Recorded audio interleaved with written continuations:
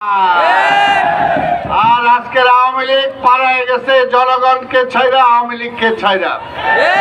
তাই বন্ধুরা আমার, দেশের সংকট কাটে নাই, দেশের বেকার সমস্যা বাড়ছে, আমার টাকার মান কমতেছে, জিনিসপত্রের দাম বাড়তেছে, নতুন কোনো ইন্ডাস্ট্রি হচ্ছে না। দেশের মানুষ এই অবস্থায় চলতে থাকলে আগামী 1 বছরে দুর্ভিক্ষ কেউ থামাতে পারবে না। ডক্টর ইউনূস সাহেব, আপনাকে আমরা ক্ষমতায় এনেছিলাম। কেন এনেছিলাম? দীর্ঘ 15 বছর এই দেশে কোনো ভোট হয় নাই। আমরা আপনাকে দায়িত্ব দিয়েছিলাম যে আপনি কয়েক মাসের মধ্যে আপনি ভোট দিয়ে নির্বাচিত সরকারের কাছে ক্ষমতা দিয়ে আপনি বিদায় নেবেন।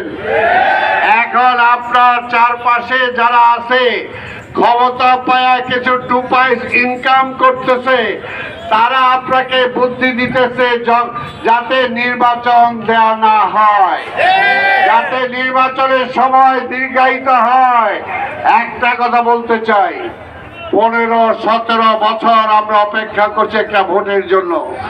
আজকে এখানে অনেক তরুণ আছে যারা ভোটার হওয়ার পরও এখনো ভোট দিতে পারে নাই।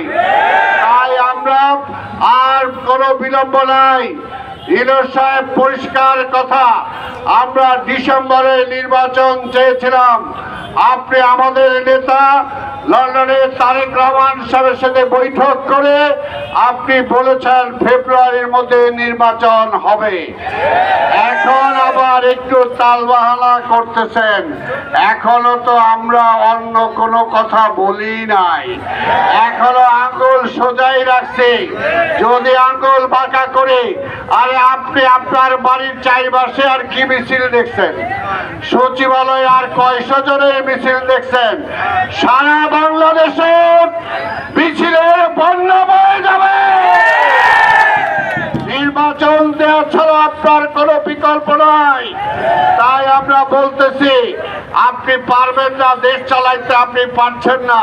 শেখ হাসিনা সীমান্তের ওই পারে বসে ষড়যন্ত্র করতেছে। 1 দিন 2 দিন পর পর সীমান্ত দিয়া রাতের বেলায় পুশিন হয়, তারা দেশের অভ্যন্তরে কাদেরকে পাঠায়। আপনি তো এখনো থামাইতে পারেন নাই। এখন আওয়ামী লীগ 2-4 জায়গায় একটু মাঝে মাঝে ফুসকি দেয়, আন্দোলন করতে চায়, সেই সব থামানোর ক্ষমতা আপনার নাই। তাই বলতে চাই, ওই ছাত্রদের কথা শুনে, ছাত্ররা তো এখনো দলই হয় নাই, তারা